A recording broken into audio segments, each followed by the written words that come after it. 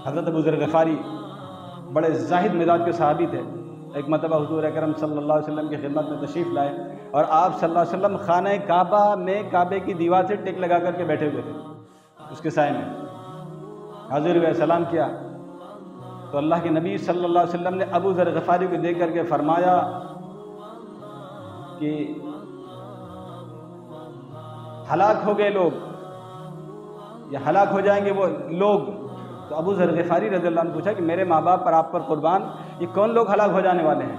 तो हुज़ूर अकरम सल्लल्लाहु अलैहि वसल्लम ने फरमाया कि जो बड़े मालदार लोग हैं वो सब हलाक हो जाएंगे, सिवाय उन लोगों के जो खैर के कामों में दाएं बाएं आगे पीछे हर जगह खर्च करते रहते हैं, वही बचने वाले, वरना आम तौर से लोग हलाक हो जाएंगे। फिर आखिर में आपने फरमाया कि लेकिन ऐसे लोगों की तादाद बहुत कम है, और ये दौर सहाबा की बात थी।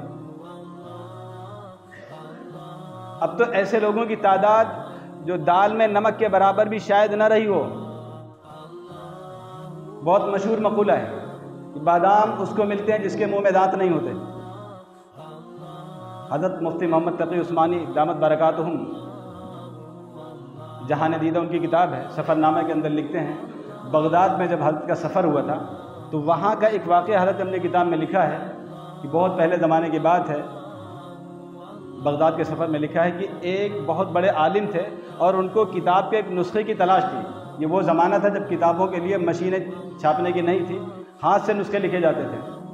एक बहुत कीमती किताब फ़िक़्ह की उनको तलाश थी, और जब बाज़ार में गए तो वहाँ किताबों के बाज़ार लगा करते थे। तलाश करते करते करते वो किताब उनको वहाँ पर मिल गई, और ऐन उस मौके पर जब पहुँचे तो एक नौजवान उस किताब को ख़रीदने के लिए उसकी कीमत लगा रहा था। किताब मिल गई, ये भी लेना चाह रहे थे, एक आलिम थे, और एक नौजवान जो बज़ाहिर आलिम नहीं लग रहा था वो भी इस किताब को ख़रीदना चाह रहा था। तो उसने जो कीमत लगाई, ये जो फ़कीह थे, आलिम थे, इन्होंने उससे बढ़ के कीमत लगाई कि ये किताब आप मुझे इतनी कीमत में दे दो।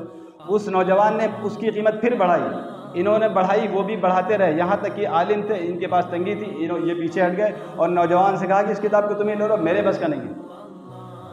जब उसने किताब ख़रीद लिया, मामला तय हो गया, और जब वो जाने के लिए तैयार हो गए तो इन्होंने उस नौजवान को रोका और उससे खैरियत पूछी, उसका अता पता पूछा, हालात पूछे और उसकी तारीफ़ किया कि तुम बड़े ही काबिल तारीफ़ हो कि एक नायाब नुस्खा बड़ी कीमत पर ख़रीदने के लिए तैयार हो गए हो। ऐसे लोग दुनिया में बहुत कम है कि दीनी किताबों के लिए बड़ी रकम लगा रहे हैं, आखिर करते क्या हो? तो नौजवान कहता है कि मैंने घर में एक अलमारी बनाई हुई है, एक लाइब्रेरी बनाई हुई है, उसमें एक किताब की जगह खाली है, वो उसमें बिल्कुल फिट बैठे कि मैं पढ़ा लिखा नहीं हूँ, मुझे इस किताब से कोई गरज नहीं है। तो उस आलिम ने उस वक्त में जुमला कहा था कि बादाम उसको मिलते हैं जिसके मुंह में दांत नहीं होते। ये मिसाल आज के मालदारों के लिए एक महमीज़ है, एक लगाम है। अब तो गरीब भी उनकी दौड़ में शामिल होना चाहते हैं, और ये तुफ है और अफसोस है ऐसे गरीबों पर जो मालदारों की दौड़ में शामिल होकर के अपनी आखिरत गुनाह बेलज़्ज़त में बर्बाद कर रहे हैं। माल तो मिलना नहीं है, ये शौक़ और ये हसरत और ये तमन्नाएँ फजूल खर्चियों के लिए उस दौड़ में शामिल होना चाहते हैं। वो आना नहीं आना वो तो बात का मसला है, तो खामखा वो उस दौड़ में शामिल होकर के अपनी आक़िबत बर्बाद कर रहे हैं। और वो मालदार जिनको अल्लाह ने माल दिया है, आज पूरी उम्मत फजूलियात पर खर्च करके फ़ख्र महसूस कर रही है। दीन के शोबे जहाँ पर ज़रूरत है चंद फ़ीसद लोग लगा रहे हैं, चंद फ़ीसद। आप सोच रहे हैं कि मदारिस ज़कात पे चल रहा है। पहली बात यही उम्मत के जो फ़ैसला, गलत फ़ैसला यही है कि ये माल का मैल जो ज़कात है, इस ज़कात को पल करके उलमा में से चंद एक तैयार हो जाते हैं, ये भी उलमा की एक बहुत बड़ी करामत है।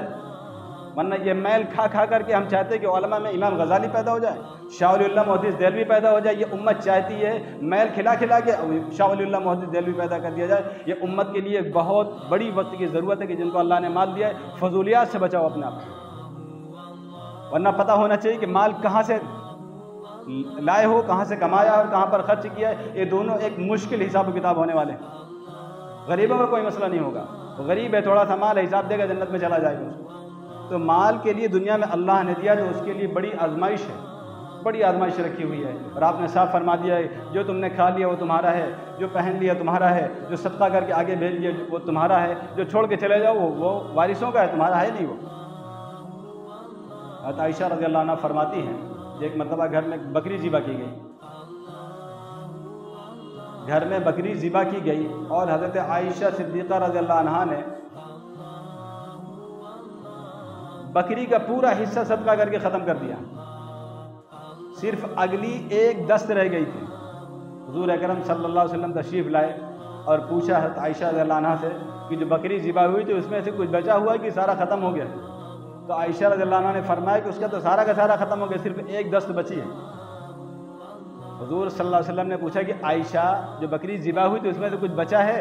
तो आयशा ने फरमाया कि सारा सदका हो गया है, सिर्फ एक दस्त, अगली एक दस्त बची हुई है। तो हुज़ूर अकरम सल्लल्लाहु अलैहि वसल्लम ने उसकी तरतीब बदली और उम्मत की तालीम के लिए आपने जो इरशाद फरमाया तो वो काबिल गौर है। आपने फरमाया कि वो एक दस्त बची नहीं, वो जो ख़त्म हो गया वही बचा है, ये ख़त्म होने वाला है। आपने फरमाया जिसको तुम कह रहे हो ख़त्म हो गया वो बचा है, और जिसको कह रहे हो बचा है ये तो ख़त्म हो जाएगा, यानी वो सदका कर दिया। तो जब सदका कर दिया तो वो तो हमारे लिए ज़ख़ीरा हो गया, हमारे लिए बैंक बैलेंस में चला गया, वो ज़ख़ीरा हो गया, उसका अल्लाह बदला देंगे। और आखिरत में जो अल्लाह बदला देते हैं उसके लिए फ़ना नहीं है, वो ख़त्म नहीं होता।